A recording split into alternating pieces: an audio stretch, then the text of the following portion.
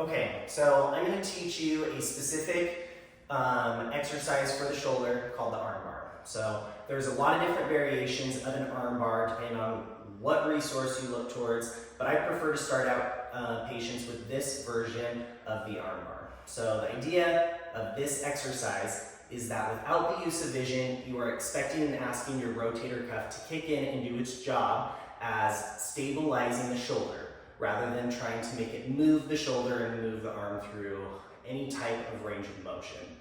So starting out, what we do is we lay on the side down of the arm that is affected that we're trying to work on. So I'm going to use my right arm as the example. I'm going to slide my hands through, and then from that position, I'm going to keep the kettlebell close. You can technically use this with a dumbbell as well as a variation if you don't have access to a kettlebell. I prefer to use a kettlebell though because it changes things up just a little bit based on where the bell sits on the back of the forearm.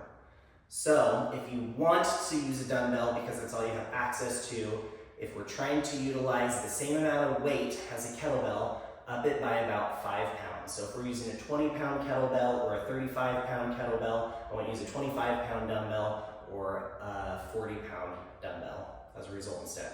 So the idea now is that we're going to lay on that side, we're going to keep it close, but now what I'm going to do is I'm going to roll to the other side, and at the same time I'm going to press the weight in the kettlebell up overhead at the same time as I continue to roll the other way. So I'm going to roll, and I press. I'm going to keep this knee on the ground and make contact. I don't want to see this. I don't want to see this. I don't want to see this. I want to see this. I also want to see you holding your head and neck for support and not doing this because I don't need any neck injuries. So, from this position, I don't want you looking up at the kettlebell, and I don't want you pressing it up as high as you can.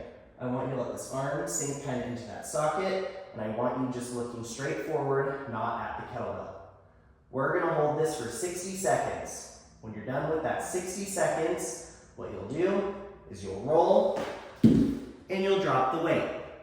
What I don't want to see is from this position, you dropping the weight this way, because that's how we injure a shoulder. So, from this position, if it feels like you are fatiguing and you need to put the weight down because it's too heavy or your shoulder is exhausted, just roll and drop it, be done with it. You technically probably will not feel a ton of muscle exhaustion or fatigue in these beginning stages unless you're really increasing the amount of weight of the kettlebell or the dumbbell. What it will feel like is mainly a lot of shaking or a lot of wobbliness around of the arm as your rotator cuff is kicking in, trying to control where the weight is without your use of vision.